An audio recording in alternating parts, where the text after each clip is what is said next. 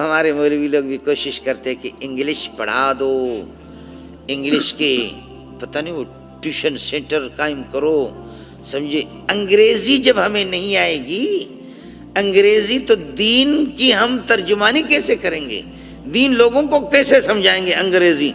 آپ نے دیکھا پٹھان نے پشتو میں دین سمجھایا، امریکہ کو نہیں سمجھایا۔ آپ نے دیکھا کہ کالی پگڑیوں والوں نے انہوں نے پشتو میں سمجھایا، ٹرمپ کو نہیں سمجھا۔ ٹرمپ نے خنزیر نے کبھی اپنے باپ سے بھی 20 منٹ بات نہیں کی ہوگی، 10 منٹ اس طرح کھل کر کے بات نہیں کی ہوگی، خندہ پیشانی۔ ابھی اخباروں میں پرسوں ترسوں آ گیا کہ جی ملا عبدالغنی برادر کے ساتھ 35 منٹ خوشگوار موڈ میں گفتگو کی۔ استاپا پلار استاپا مور دغا دغا۔ اب آ گیا نا۔ آپ نے دیکھا کہ پٹھان نے اس کو سمجھایا نہیں سمجھایا، پشتو میں اس کو سمجھایا نہیں سمجھایا۔ اس کے بعد کس پر تمہارا ایمان ہوگا؟ پاکستان والوں کو بتا دو، یہ جو بے دین دین کے جو دشمن ہیں، علماء اور تبلیغ کے جو دشمن ہیں، ان سے کہو کہ اس کے بعد تمہارا کون سا ابا دنیا میں رہ گیا؟ روس کے ٹکڑے ٹکڑے ہو گئے اسی ملا نے۔ پاک فوج زندہ باد۔ روس کو تو نے شکست نہیں دی، ملا نے شکست دی۔ امریکہ کو، نیٹو کو کسی فوج نے، چاہے پاک فوج ہو یا سعودی فوج ہو یا دبئی والے ہو یا قطر والے ہو یا مسقط والے ہو یا ایران والے، کوئی تاریخ میں نہیں کہہ سکتا کہ امریکہ کو خاک میں ملانے والا اور ان کو ذلیل کرنے والا کوئی اب کا پاک فوج نہیں ہے۔ وہ یہی ملا ہے، سب کو زندہ باد۔ وہ یہی ملا ہے، یہی ملا ہے، یہی دو جماعت، یہ دو طاقتیں تھیں، یہ دو طاقتیں تھیں۔ ملا نے شکست نہیں تھی، ملا نے شکست نہیں دی۔ ملا حامل قرآن ہے، یہ سب قرآن کا معجزہ ہے۔ یہ سب ادھر سے ٹینک آ رہے ہیں، ادھر سے اللہ آپ کو بھلا کر یقین کے ٹینک آ رہے ہیں، اور ادھر سے کالی پگڑی اور پتھر اٹھا کر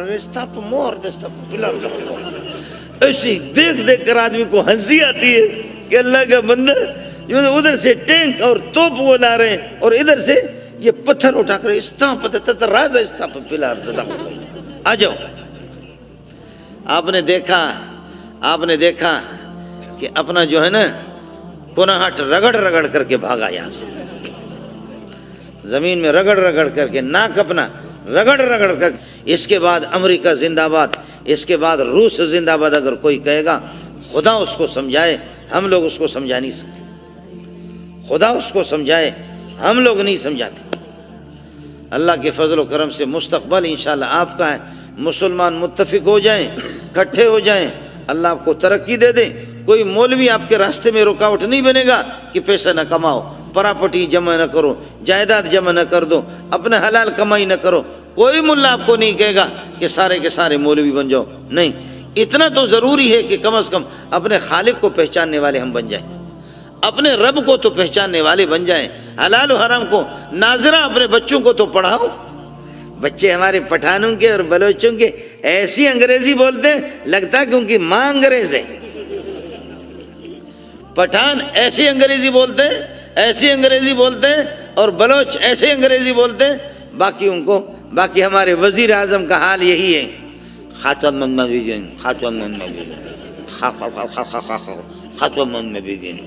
آپ بھی دیکھیں، آپ کے قانون دان پاکستان کا بغیرت دنیا کا اعتزاز حسن، اس کو اناتوں نہ یاد نہیں۔ آپ کے رحمان ملک آج بلا مشیطان رجیم، آج بلا مشیطان قل واللہ احد ولم یکن لہ کفوا احد، کا غلط شو بیا واپس آج بلا مشیطان قل واللہ احد ولم یکن لہ کفوا احد، غلط شو اعوذ باللہ من الشیطان الرجیم بسم اللہ الحمدللہ قل واللہ احد۔ اور یہاں 30-40 آپ کے ناظم میر پر خاص کراچی کے صحافی گئے، کوئی ناظم ہے، کوئی چیئرمین ہے بلدیاتی، اور کوئی ناظم ہے، کوئی پتہ نہیں کیا بلا ہے، کوئی 60 سال کا، کوئی 70 سال کا۔ انہوں نے پوچھا جنازے کی رکعتیں کتنی ہیں؟ کہتے 4 رکعت جنازے، کوئی کہتے 6 رکعت۔ آپ کو دعا کنوت، اڑے تو کہ دعا کنوت یاد ہے آپ کو؟ دعا کنوت یاد ہے؟ کہتے ہاں یاد ہے۔ تو بدھائیو، سناؤ۔ سندھی صحافیوں سے پوچھتے تو بدھاؤ، سناؤ کیسے دعا کنوت؟ کہتے اللہم صلی علی محمد وعلی آل محمد۔ اڑے تو تو کہ دعائے کنوت یاد ہے آپ کو؟ دعائے کنوت یاد ہے؟ کہتے ہاں یاد. اڑے بدائے چھائے الحمدللہ رب العالمین الرحمن. اڑے تو وے تو بڈھا پوڑو وہ بوڑھا تجھے یاد ہے دعائے کنوت؟ تو سنا دعا کو. کہتے ہاں مجھے یاد ہے. کیا ہے؟ انا اعطیناک الکوثر فصلی لربک وانحر. خدا کی قسم 40 میں سے ایک کو بھی ناظم اور چیئرمین بنے کیوں کر بات، جب ہو سب کار الٹے، ہم الٹے، بات الٹی، یار الٹا، الو کے پٹے، ایک کو بھی دعائے کنوت یاد نہیں. ان کو میرے باپ نے منتخب کیا، آپ ہی تو منتخب کرتے، آپ ہی تو منتخب کر کے اس قسم کے ہیرو اور اس قسم کے بدبختوں کو آپ ہی لاتے، اپنے کندھوں پہ چڑھاتے، اس کے بعد سب فریاد کرتے، اس کے بعد سارے 5 سال تک پھر روتے رہو، 5 سال تک پھر روتے رہو. ملک کو انہوں نے تباہ کر دیا مدارس کے پیچھے. جو سر میں درد ہے تو سر کو مالش کرے، سر میں درد ہے ادھر تیل لگا کر اس کو مالش کرو. بعض لوگ سر کے مالش نہیں، وہ تیل لگا کر کے کناہٹ کو مالش کرتے. جب درد ہے سر میں تو سر کو مالش کرو، تم ادھر کیا مالش کرتے ہو؟